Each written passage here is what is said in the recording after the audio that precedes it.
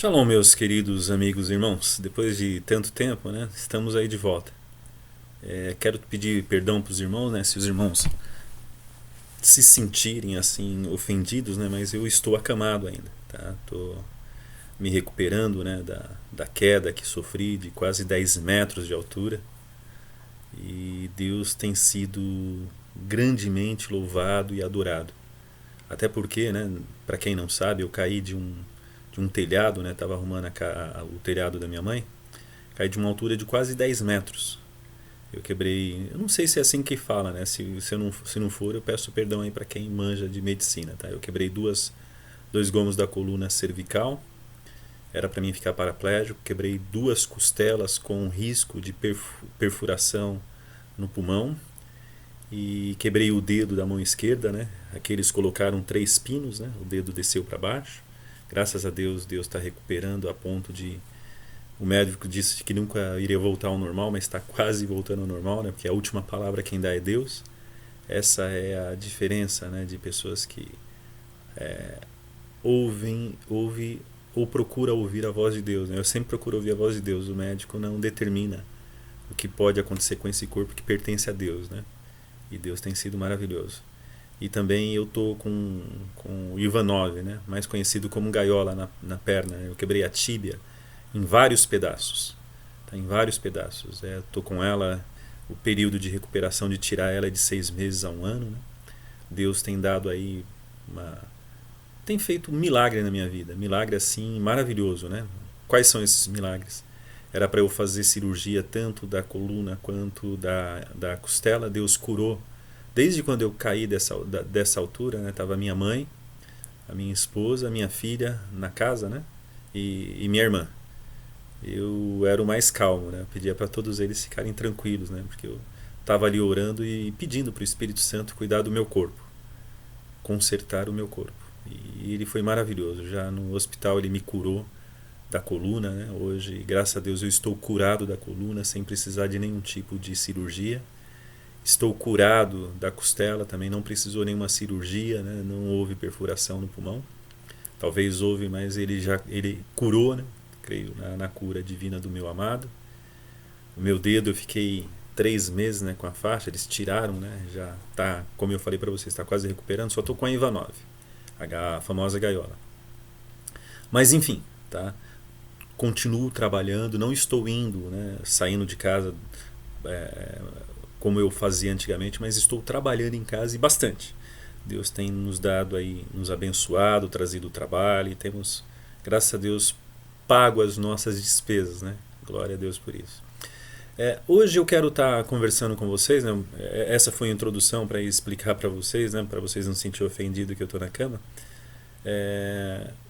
Hoje eu quero conversar com vocês a respeito. Se eu pudesse colocar um título, eu não colocaria um título diferente desse que eu vou colocar, né? Eu acho que eu já fiz um vídeo nesse mesmo tema, né, com esse mesmo nome, mas então se fizer, esse daí vai ser o 2, né? O medo como instrumento de controle. É muito fácil constatar que em toda a história da humanidade, os grandes líderes, né, vamos dizer assim, os dominadores, os imperialistas, as pessoas que dominam o mundo, né, eles sempre conseguiram colocar uma rédea no povo através de medo. Ninguém em sã consciência depõe a sua arma ou abre mão dos seus direitos de uma maneira pacífica sem a troca de algo. Tá? Geralmente nós somos pessoas, na raiz da nossa origem, né, somos pessoas interesseiras. Nós sempre estamos interessados num retorno, né, disso daí. Até na vida cristã, né, nós servimos a Deus, a maioria, né, para herdar o céu, né, para escapar do inferno. Né? E dentro disso, né, uma cristã copta, né, egípcia, ela dizia: Senhor, se eu te servir por medo do inferno, que o Senhor me queima no inferno. Que o verdadeiro objetivo nosso de servir a Deus deveria ser por amor, né? Pelo sacrifício maravilhoso que ele fez para nós na cruz. Né? Mas não é assim. Mas enfim, o medo, em toda a história, ele fez com que o homem fosse subveniente, se submetesse a uma autoridade, muitas vezes, na maioria das vezes, abusiva. Tá? porque o que o homem busca desde dos primórdios da história é dominação e poder. Nada além disso, né? Houve reinos pacíficos que foram teocêntricos, que trazia Deus na terra para estabelecer a verdadeira justiça, houve, mas foram muito poucos. Tanto que Davi ele foi considerado como um reino teocêntrico, né? E mesmo assim ele errou. Mas ele foi tão próximo, né, daquilo que Deus queria, que Deus falou que exatamente ia restaurar o trono de Davi, né? E restaurou em Jesus Cristo, né? E vai estabelecer ele no milênio, né, que nós teremos aqui na terra, né? Quando o diabo for amarrado e nós iremos reinar com Deus, com Jesus, né, durante 1000 anos aqui na terra. O trono dele vai ser em Jerusalém. Então, assim, o que nós temos que atentando, né, para o que Deus trouxe, né, me fez eu não iria gravar mensagem nenhuma, né, mas diante dessa varíola, né, a varíola do macaco que surgiu aí recentemente, que não é recente, eu vou estar dando algumas informações para vocês. Novamente, né, o C19, né, todo mundo entende quando eu digo isso, né, não está mais funcionando, né, as pessoas já perderam o medo. Então eles precisam lançar alguma outra doença, né, algum outro terror para escravizar o povo, porque a intenção não é deixar o povo viver em paz. O objetivo de tudo isso é acabar com vozes dissonantes, com vozes que não pensam como ele, né, e na maioria das vezes são cristãos, porque o povo civilizado, né, o povo, vamos dizer assim, da real democracia, né, do capitalismo, do comunismo, eles acabam indo com uma manada, né? Eles acabam, vamos dizer assim, se apossando da frase, né, que a voz do povo é a voz de Deus. E não tem nada a ver, graças a Deus não é, né? Deus, a voz de Deus, ela é soberana e ela não erra, né? E ela já viu o nosso começo e sabe o nosso fim, entendeu? Então, assim, o povo não, o povo ele vai na voz, ele vai junto com a manada, tá? Ele não quer ser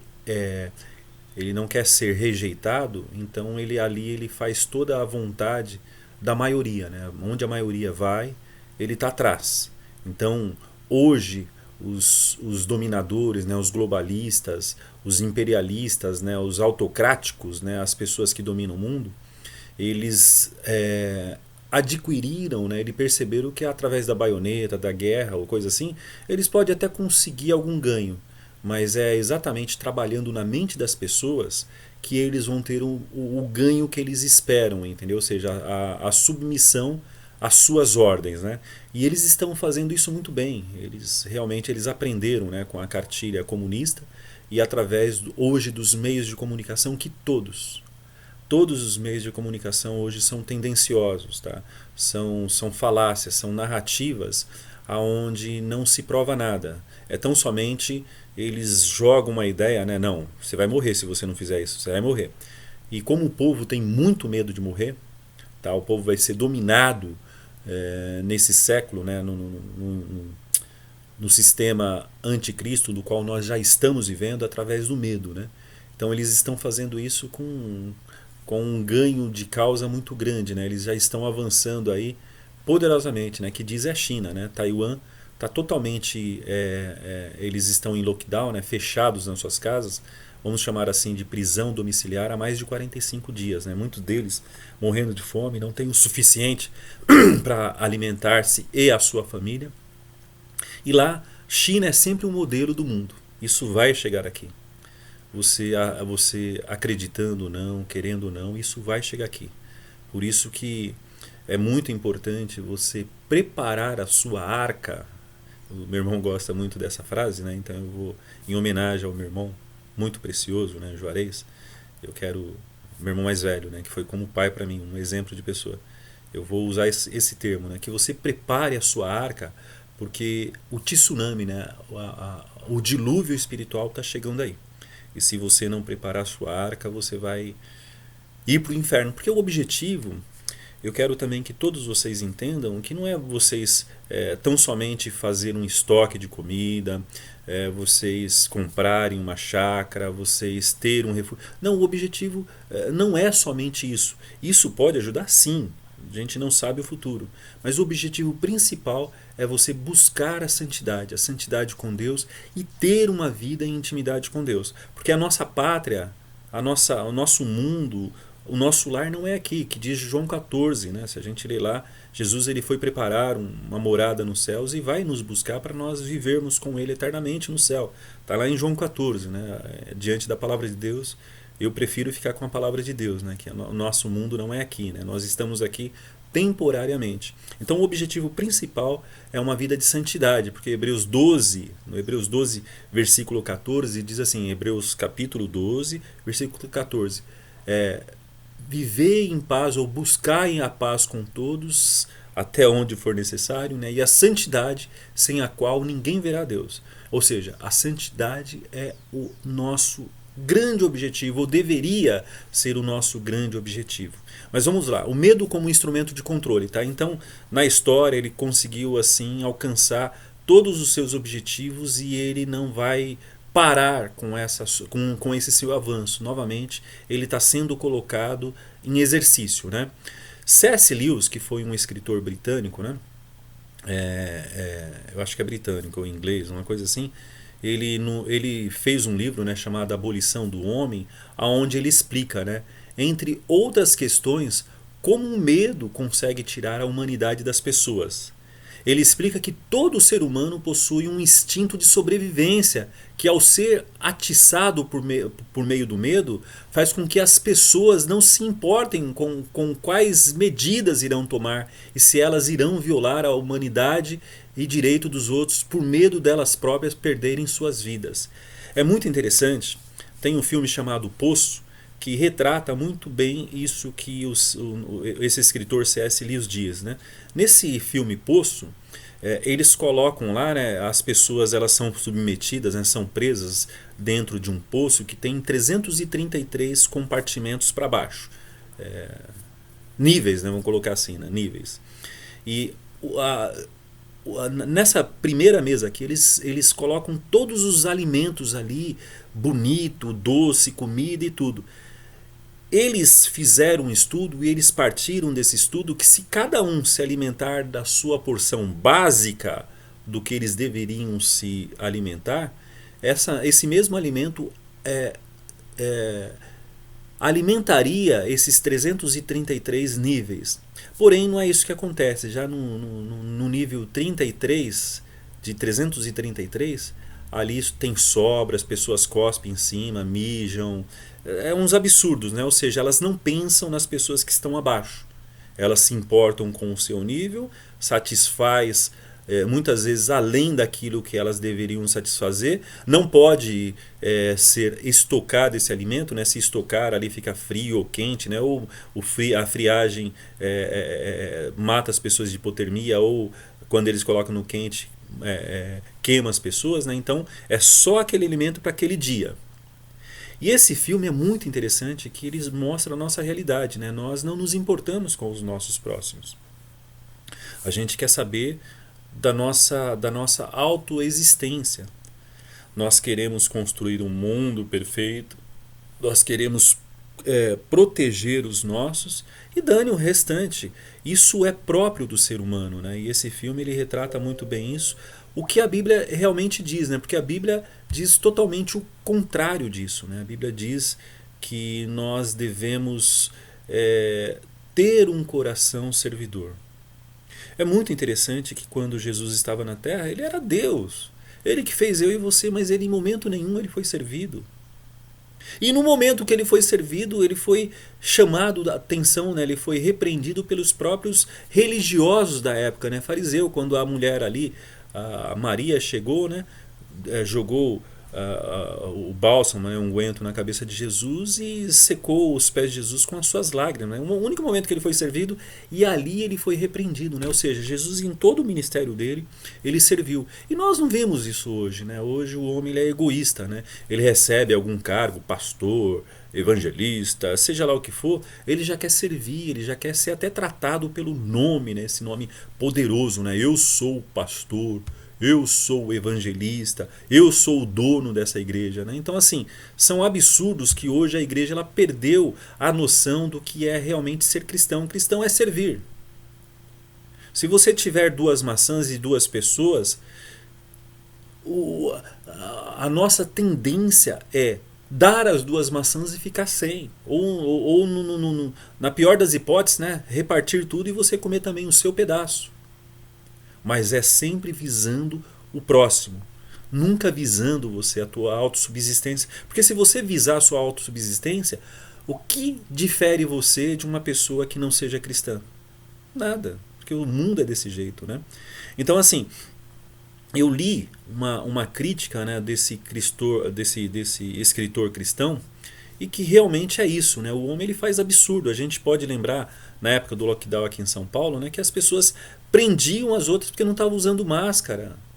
Eu vi as pessoas, ser humano normal, não era nem policiais, nem como eu posso dizer, as pessoas que fazem o controle disso, pessoas normais, uma batendo na outra porque uma pessoa que não usou máscara, que não acreditou nessa, na minha opinião, tá, nessa falácia, elas entravam nesses lugares e elas com medo, né, de pegar doença ou coisa assim, ou muitas vezes não é nem medo, na verdade elas colocavam o que estava dentro dela, né, a vontade de bater, de brigar, de xingar, de causar confusão, né? Ela batia nessas pessoas. Vários vídeos vocês podem ver, tá? Então realmente o homem, quando ele é controlado pelo medo, ele perde a humanidade dele. Ele só pensa nele, e se ele puder matar para a sua autossubsistência, entendeu? Lá na época de Isaías, né? As mulheres, elas, para subsistir, né? Lá em Isaías, quando Jerusalém estava cercado pelo Império Babilônico, né? Elas comeram próprios filhos. Você vê que até o amor materno, que é uma coisa super cara, na autossubsistência, entendeu? Naquela questão de você, não, eu preciso sobreviver, você perde sua humanidade, você mata aquilo que é mais caro para você, que é o seu próprio filho, tá? Então isso realmente é verdade. E também temos um escritor ateu, né, totalmente ateu, que ele escreve sobre isso, né, que é o José Saramago. Ele, em sua obra, apresenta um mundo em que as pessoas vão ficando cegas, né, no ensaio sobre a cegueira, né, no livro dele, Ensaio sobre a Cegueira. Então ele apresenta assim um mundo que as pessoas vão ficando cegas, e ao terem contato uma com as outras, elas vão ficando cegas, né, ou seja, é um vírus, né, que vai ali causando a cegueira de todo mundo, né. Como medida de proteção, parece algo muito, muito próximo da gente, né? O governo lança essas pessoas infectadas pela cegueira em um manicômio abandonado e em condições pífias. Nesse manicômio ocorre de guerra entre os cegos, até mesmo mulheres sendo estupradas para que seus maridos e colegas de quarto recebam alimentos que foram monopolizados por um grupo de cegos sem decoro. Autossubsistência. É tão triste em perceber que a vida imita o vídeo, né? E esses são livros de ficções, né, que infelizmente vai ser colocado em prática, porque o homem ele abandonou Deus. É muito interessante, né? O homem ele não quer Deus, né? Ele se acha autossuficiente para tomar atitudes, tomar decisões. É muito caro você ouvir o Espírito Santo. Você escuta uma pregação ali, uma ideia ali, e você é influenciado por essas pregações e por esses toques. Você não tem mais capacidade, nem quer pagar o preço de ouvir somente o Espírito Santo. O que o Espírito Santo fala para você? Se é para fazer um estoque, se é para... Eu estou dizendo assim, pelo amor de Deus, que Deus seja prova no meu coração. Eu não estou falando contra ninguém, não. Ninguém. Eu estou dando uma mensagem que o Espírito Santo me trouxe esta manhã, tá? As pessoas não têm mais capacidade de ouvir o Espírito Santo. Olha, eu tenho que fazer um estoque, eu tenho que comprar uma casa afastado, eu tenho que fazer a barba, eu tenho que cortar o cabelo, eu tenho que guardar o sábado. Eu estou dando assim vários exemplos para descaracterizar algumas pessoas que eu conheço, né, que pode achar que eu estou falando, mas não estou não. E se você se sentir ofendido, eu peço perdão para você, ajoelha aos teus pés, não tem problema nenhum, e peço perdão se você se sentir ofendido com esse vídeo. Esse vídeo ele é distribuído no meu canal Lá eu tenho quase 200 pessoas, sabe? E eu não conheço nem 10% dessas 200 pessoas que tem lá no meu canal no YouTube. Tá? Então eu não estou falando assim especificamente, não. Estou trazendo uma mensagem que eu senti no meu coração, que o Espírito Santo quer falar comigo, né? E eu estou compartilhando, estou repartindo esse pão para vocês, né? Para aqueles que não servir, eu costumo dizer, né, que uma fruta que tem caroço, né, você chupa o caroço e cospe a semente, né? Ou seja, se não tiver nem se você chupa, né, na verdade a fruta e cospe o caroço, né? Se nessa fruta que eu estou dando para vocês não tiver nada para comer, desconsidere, jogue fora.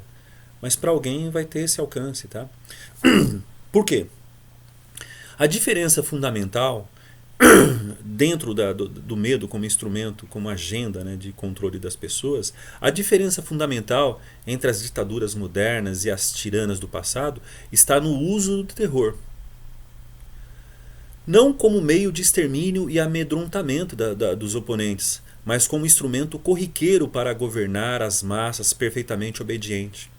O terror, como conhecemos hoje, ataca sem provocação preliminar, e suas vítimas são inocentes, até mesmo do ponto de vista de perseguidor. Não é atual? Não dá para imaginar um cenário da pandemia, como aconteceu no Covid-19, e da obrigação de entrar com máscaras, muitas vezes, na minha opinião, idiotas pelas ruas, andar com máscara pela rua, sob pena de tomar uma multa. Esse texto que eu estou lendo para vocês, né, ele, apesar de extremamente atual, consta de um livro lançado em 1951, portanto há quase 70 anos, da autora de filosofia judia Hannah Arendt. A origem do totalitarismo, o antissemitismo imperialista, totalitarismo, Companhia das Letras, página 29, né, quem quiser ir lá e ver. Né. Como eu costumo dizer, os períodos históricos se movem em ciclos, quase como que em loop, pois isso para mim estamos novamente no mesmo ambiente totalitário pós Segunda Guerra Mundial. Mas agora com a diferença que a opressão é muito mais sutil e refinado.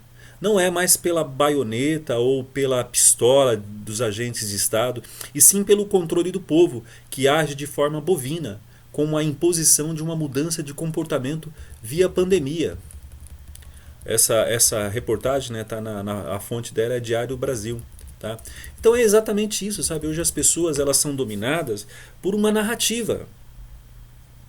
Surge qualquer tipo de doença, né, da vez delas pesquisarem, ir a fundo, né, daquele problema, não. É mais fácil acreditar no que as massas estão dizendo, o que os meios de comunicação estão dizendo, até porque a ciência não é algo realmente provável, entendeu? Existem várias, vamos dizer assim, vertentes de determinado ciência ou de determinado estudo. Existem as contradições. Por isso que volto a dizer, gravem, de tudo isso que eu estou falando, grave isso. O que vai diferenciar, o que vai nos fazer ser livres, vivermos, respirarmos, amarmos, criar, deixar o Espírito Santo gerar Cristo em nós, é exatamente ouvir o Espírito Santo. Ouça somente o Espírito Santo, meus amados. Não vai em nenhuma pregação, nem na minha. No que eu estou falando para vocês, ouve e ajoelhe, vai diante de Deus e fala: Senhor, fala comigo, é isso mesmo? Prova na tua palavra, vai lá na palavra de Deus e busca referências a respeito disso que eu estou falando. Mas não deixa nenhuma narrativa que não condiz com a sua vida, com a sua busca, te influenciar. Aprenda a ouvir o Espírito Santo. O Espírito Santo ainda fala. O Espírito Santo nunca parou de falar. Ele é uma pessoa. Ele habita dentro daqueles que querem ter uma vida diferenciada, uma vida cristã. Busca uma vida de santidade, uma vida de comunhão com Deus. Quando o homem pecou lá no Jardim do Éden, Gênesis 3, quando ele pecou, o acesso a Deus ele foi interrompido. Mas quando Jesus veio, esse acesso tornou novamente possível. Nós podemos chegar diante do trono de Deus e conversar com Deus, falar com Deus, ter comunhão com Deus, ouvir Deus, ser orientados por Deus. Vocês podem acompanhar lá em Atos, né, Atos 8, quando os os guardas lá do centurião foi buscar Paulo, né? O Espírito Santo disse para Paulo: ó, Paulo, aí tá vindo alguns homens, né? Eles foi eu que enviei, né? Pode descer e seguir eles, né? Porque convém de eu levar a salvação para os gentios também. O Espírito Santo conversando com Paulo. Será que o Espírito Santo modificou? Ou o que está dizendo na Bíblia, né? Que Deus é o mesmo ontem, hoje e será eternamente. Deus não muda. Deus, ele é imutável. São os nossos pecados que mudam a forma de como nós vemos Deus. Mas Deus, ele não muda, ele não é algo que nós determinamos como ele seja. Tá? Eu quero ler algumas passagens aqui para vocês, tá? Para a gente poder terminar, para vocês entenderem, né? A implantação da agenda do controle total. Isso daqui foi escrito recentemente por uma deputada britânica, né? O nome dela é Christiane Anderson, né? Agora que surgiu esse novo, vamos dizer assim, novo vírus, né? Novo vírus de contaminação, e eles já querem 2, 3 pessoas em cada país, eles já querem decretar o lockdown, né? Para as pessoas não se infectarem.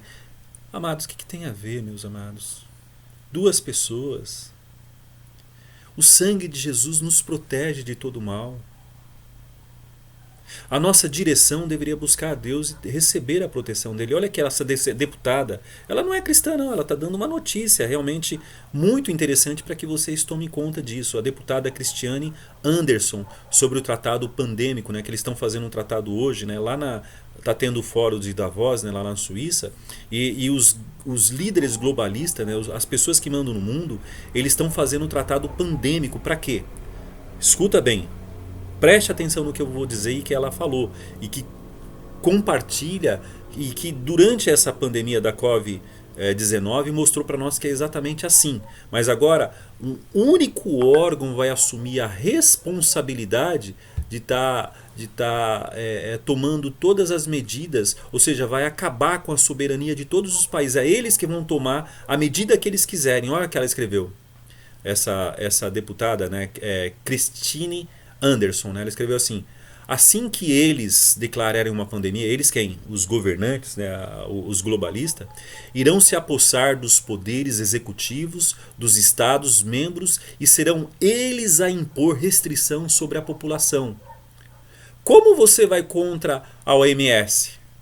Você não pode arrastá-lo para os tribunais, não pode ameaçá-los para não os eleger mais. Eles não se importam. Eles são financiados pelas pessoas mais ricas do planeta. Eles não se importam com os direitos fundamentais ou democracia. Se eles disserem que você vai ficar em casa, pelo tempo que ele disser, você ficará. Amados, isso nós estamos vendo na China. Em alguns outros países também. A Coreia do Norte decretou e declarou o lockdown. As pessoas estão todas presas dentro das suas casas. Já vai! Me perdoe, meus amados, eu vou atender aqui